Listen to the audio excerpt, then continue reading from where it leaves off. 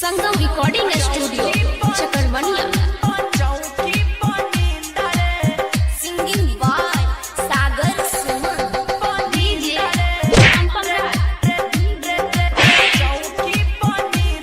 Recording by Durgesh जी।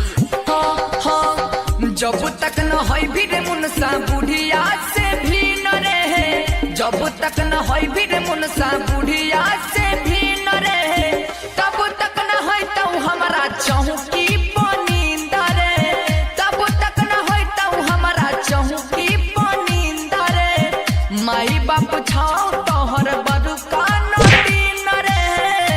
हमार बात में ले पर चटा जल्दी भी नो अपना मैं आपके साथ छोड़ पढ़िया रे सब कमा के अपना मैं आपके खोचा पर लेकिन चौकी पर हमरा नुनू बाबू करे छी।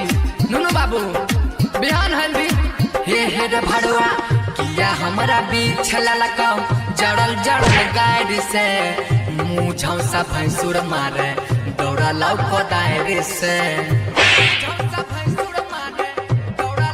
हाँ किया हमारा बीच ललकाओ जड़ल जड़ल गाड़ी से मुँह झौसा भैंसुर मारे दौड़ा लौको दायरे से। पूरा गाँव देखाई रहो झगड़ा के सीन रे, पूरा गाँव देखाई रहो झगड़ा के सीन रे।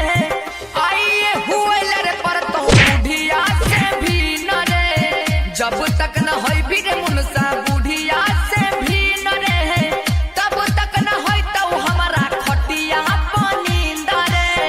हम कुछ बोले छो हमरा मारे छी कढ़िया रे पर चटा अपना मैं कुछ नहीं करे छी। अभी चौकी पर नुनू बाबू के हट भाग जो तो मारबो नीचा घोलटा देबो। कढ़िया हे रे कढ़िया नहीरा में जाके कहबो माई दादी काकी से, कहूँ हमारा मरने रही काले खूना लाठी से। बुझना के पोता नहीरा में जाके कहबो माई दादी काकी से, कहूँ हमारा मरने रही काले खूना लाठी से। पशुपति देवरा ललको चीज भी तो छीन रहे, सागर सुमन देवरा ललको चीज भी तो छीन रहे। आइए हुए लर पर तो बुढ़िया से भी न रे, जब तक न होई भी रे मुनसा बुढ़ावा से भी न रे, तब तक न होई तो हमारा चौकी बनी रे। संगम रिकॉर्डिंग स्टूडियो चकरबनिया।